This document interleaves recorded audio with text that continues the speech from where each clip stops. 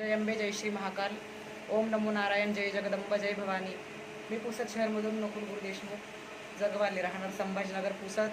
आज श्री जगदंबेचे सुपुत्र परशुराम यांचा जयंती उत्सव. परशुराम जयंतीच्या सर्व भाविक भक्तांना, पुसदवासियांना माझ्यातर्फे व माझ्या शिष्य परिवारातर्फे व माझ्या गुरु परिवारातर्फे सर्वांना हार्दिक हार्दिक शुभेच्छा.